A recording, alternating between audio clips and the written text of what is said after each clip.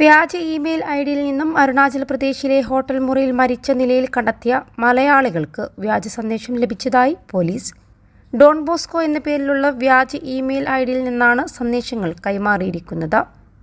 മരണാനന്തര ജീവിതത്തെക്കുറിച്ചുള്ള സന്ദേശങ്ങളാണ് മെയിൽ മുഖേന എത്തിയതെന്നാണ് പോലീസിന്റെ നിഗമനം. കോട്ടയം സ്വദേശി നവീൻ, ഭാര്യയും തിരുവനന്തപുരം സ്വദേശിയുമായ ദേവി, തിരുവനന്തപുരം വട്ടിയൂർക്കാവ് സ്വദേശി ആര്യ എന്നിവരെയാണ് അരുണാചലിലെ സിറോ താഴ്വരയിലെ ഹോട്ടൽ മുറിയിൽ മരിച്ച നിലയിൽ കണ്ടെത്തിയത്. അന്യഗ്രഹ ജീവിതത്തെക്കുറിച്ച് പറയുന്ന ഒരു ഇമെയിൽ സന്ദേശം 3 വർഷം മുൻപ് ആര്യ സുഹൃത്തുക്കൾക്ക് അയച്ചിരുന്നു.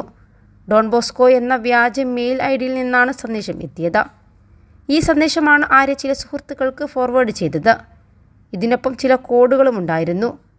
ആര്യയുടെ മരണവാർത്ത പുറത്തുവന്നതിന് സംശയാസ്പദമായ കാര്യങ്ങൾ ചർച്ചയായതോടെ സുഹൃത്തുക്കൾ സന്ദേശം പോലീസിന് കൈമാറുകയായിരുന്നു.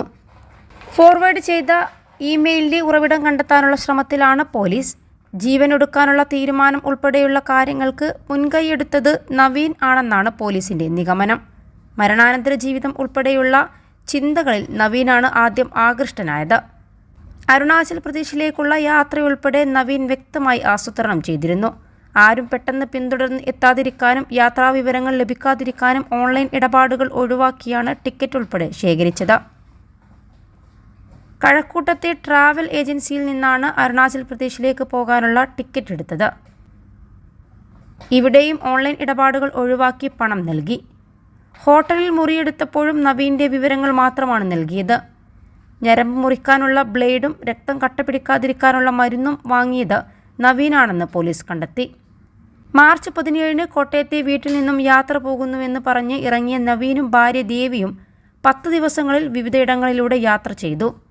ഈ ദിവസങ്ങളിൽ ഫോൺ ഓഫ് ചെയ്ത നിലയിലായിരുന്നു.